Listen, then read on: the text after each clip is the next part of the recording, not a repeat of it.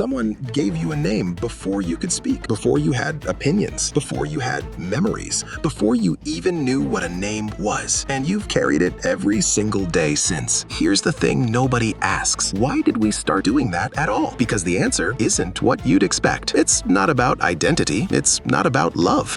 It starts with a problem, a very old, very human problem. And the solution, the one our ancestors landed on, is still running in your brain right now. For most of human history, we lived in groups, small ones, tight ones, somewhere between 50 and 150 people, what anthropologists call a social group. And in a group that size, you know everyone. You know their face, their voice, their habits. You don't need a name for the person standing right in front of you. You just point. But then something changed. Groups got more complex. Relationships got more layered. And suddenly, you needed to talk about someone who wasn't there. Think about what that actually requires. To say, the woman who helped me yesterday, you need a shared reference. Something both of you understand. Something that works even when she's not in the room. That's what a name is. Not a label, not a tag, a social technology. A way of holding someone in a conversation, in a relationship, even when they're absent. Anthropologists who study naming across cultures describe it as solving a coordination problem. How do you manage relationships, track reputations, and build coalitions with people you can't always see?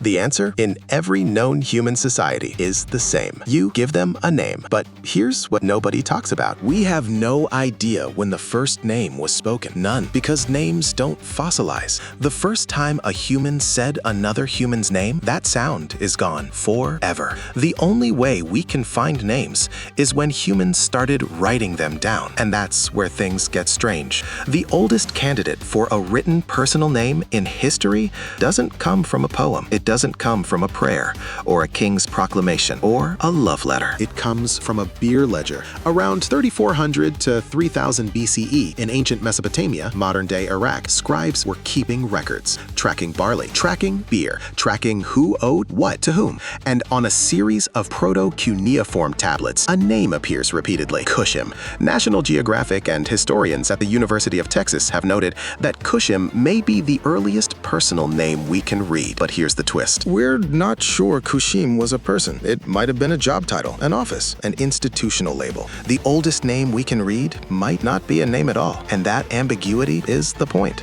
Because names didn't begin as a grand human gesture. They began as a practical solution to a practical problem. The first names weren't poetry. They were paperwork. They were how you kept track. But somewhere along the way, names became something more. You've probably heard that you can hear your own name across a crowded room, that it cuts through noise like nothing else. That's partially true, but the science is more interesting than the myth. Research published in neuroscience journals shows that your own name does trigger prioritized processing in the brain, specifically in regions associated with self-relevance. But it's not automatic. It's not a superpower. It depends on your attention, your cognitive load, what you're focused on. And here's the part that really gets me. Studies show that the names of people you love, your partner, your closest friends, can trigger the same brain response as your own name, sometimes stronger. The brain doesn't just prioritize you. It prioritizes the people who matter to you.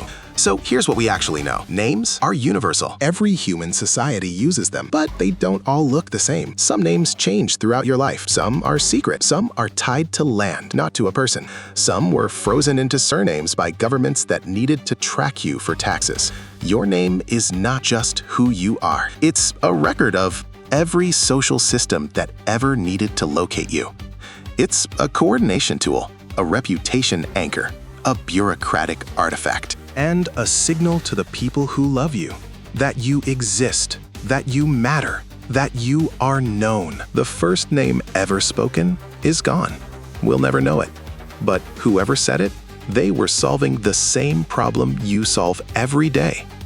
How do you hold someone in your world when they're not in the room?